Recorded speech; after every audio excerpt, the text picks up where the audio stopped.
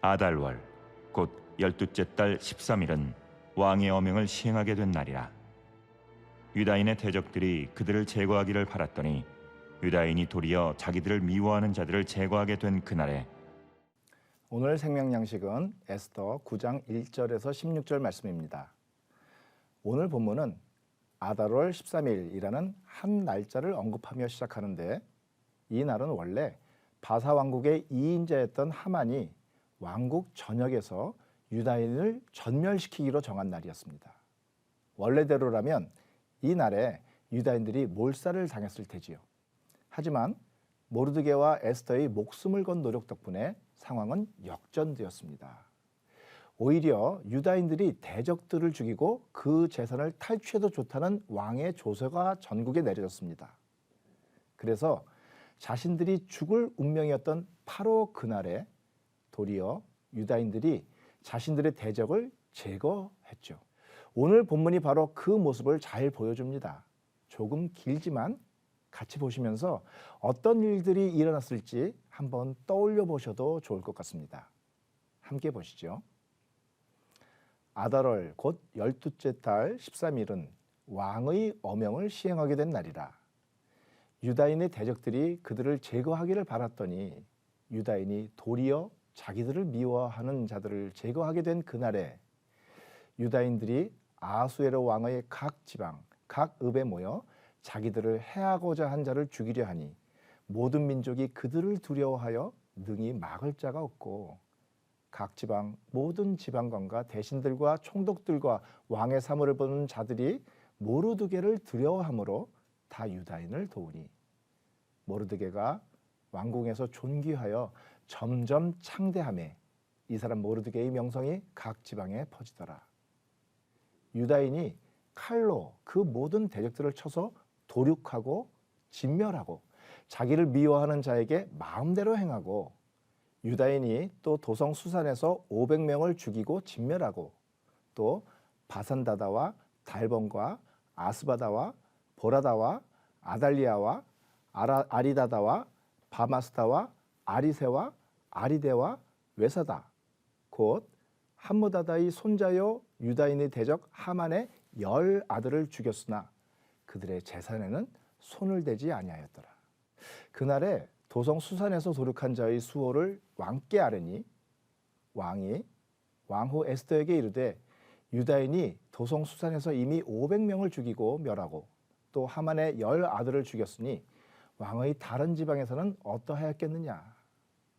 이제 그대의 소청이 무엇이냐 곧 허락하겠노라. 그대의 요구가 무엇이냐 또한 시행하겠노라 하니 에스더가 이르되 왕이 만일 좋게 여기시면 수산에 사는 유다인들이 내일도 오늘 조서대로 행하게 하시고 하만의 10 아들의 시체를 나무에 매달게 하소서 하니 왕이 그대로 행하기를 허락하고 조서를 수산에 내리니 하만의 10 아들의 시체가 매달리니라.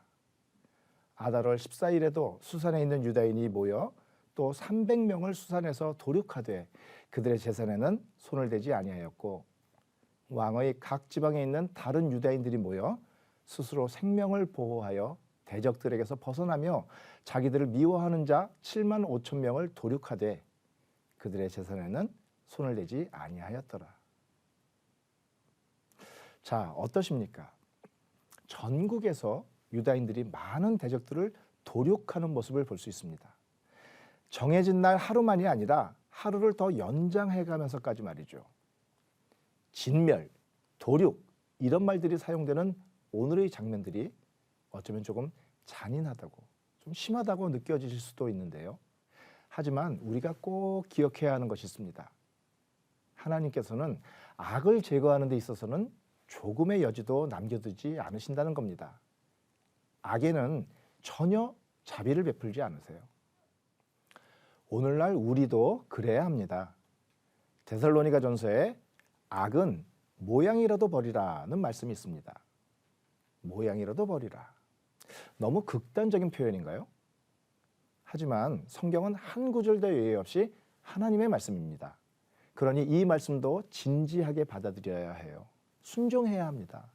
그래서 우리도 진멸해야 합니다. 우리 마음속에 있는 악의 모양, 죄의 싹 말입니다.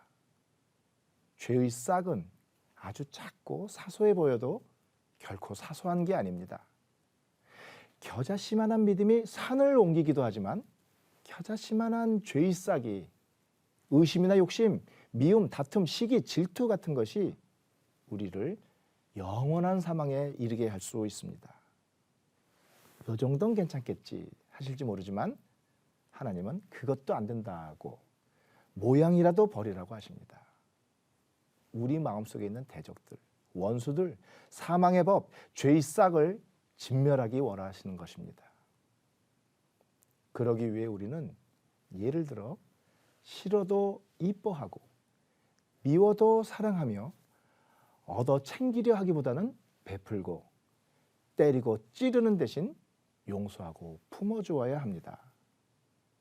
그렇게 할 때 하나님께서는 우리에게 우리가 기대하지 못했던 반전의 축복을 주실 수 있다고 오늘 본문은 말하는 것 같습니다.